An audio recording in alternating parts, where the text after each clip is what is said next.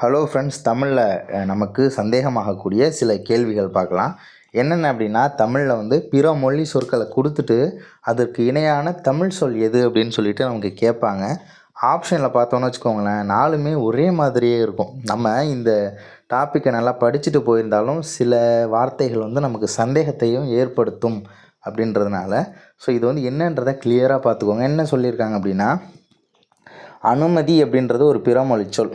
So அதற்கு இணையான தமிழ் சொல் இசைவு அப்படின்னு தான் சொல்லணும். அனுமதி பெற்று வரலாம் அப்படின்லாம் சொல்கிறாங்களா, அதுமாதிரி இசைவு பெற்று வருதல். ஓகேவா, இசைவுங்கிறது தான் சரி.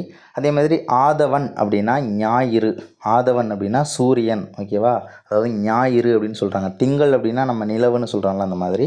அதுமாதிரி ஆரம்பம்னு சொல்லக்கூடாது, தொடக்கம் அப்படின்னு தான் சொல்லணும். அப்புறம் ஆஸ்தி அந்தஸ்து அப்படின்லாம் சொல்லுவாங்கள்ல, சொத்து சுகம் நிறைய ஆஸ்தி அந்தஸ்தெல்லாம் இருக்குது அப்படின்னு சொல்லுவாங்கள்ல.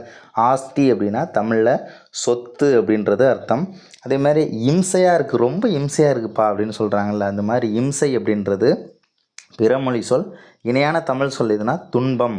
அதே மாதிரி இருதயம் அப்படின்னு சொல்லக்கூடாது, நெஞ்சகம் அப்படின்னு தான் தமிழில் சொல்லணும். ஈசன் அப்படின்றது இறைவன் அப்படின்னு தமிழில் சொல்லணும். உபசரித்தல் அப்படின்றது பிறமொழி சொல். தமிழ் சொல் பார்த்தோம்னா விருந்தோம்பல் அப்படின்றது தான் சரியானது. அதே மாதிரி உபயம் அப்படின்னு சொல்கிறாங்கல்ல, இந்த கோயிலுக்கெல்லாம் உபயம், யாருடைய உபயம் அப்படின்லாம் கேட்பாங்க இல்லையா, உபயம்னு சொல்லக்கூடாது. தமிழ் சொல் அப்படின்னா திருப்பணியாளர் கொடை. ஓகேவா, திருப்பணியாளர் கொடை. இதெல்லாம் கொஞ்சம் வித்தியாசமாக இருக்கும், கொஞ்சம் நல்லாவே பார்த்துக்கோங்க. அதே மாதிரி அடுத்தது உஷார் அப்படின்றது விழிப்பு, உஷாராக இருங்க அப்படின்லாம் சொல்லுவாங்கள்ல, விழிப்பு, விழிப்புடன் இருங்கள் அப்படின்றது தான் அர்த்தம், விழிப்பு. அதுமாதிரி யதார்த்தம்னு சொல்லக்கூடாது, இயல்பு அப்படின்னு சொல்லணும் தமிழ் சொல்ல. ஓகேவா, யதார்த்தம் அப்படின்றது இயல்பு. அப்புறம் ஐதீகம்னு சொல்லுவாங்கள்ல, இதுதான் எங்களோட ஐதீகம் அப்படின்லாம் சொல்லுவாங்கள்ல, அதுதான் உலக வழக்கு. ஓகேவா, உலக வழக்கு, அதுதான் ஐதீகம்னு சொல்லி நம்ம பயன்படுத்திக்கிட்டு இருக்கோம். இதுமாரி காகிதம் அப்படின்னு சொல்லக்கூடாது, தாள். ஓகேவா, பிறமொழி சொல் காகிதம் அப்படின்றதெல்லாம் பிறமொழி சொல். இணையான தமிழ் சொல் தாள். இதுமாரி கிரீடம் அப்படின்னு சொல்கிறாங்களா, ஸோ அதற்கு இணையான தமிழ் சொல் மணிமுடி அப்படின்னு சொல்கிறாங்க, மணிமுடி. ஓகேவா, கிரீடத்துக்கு மணிமுடி அப்படின்னு சொல்கிறாங்க.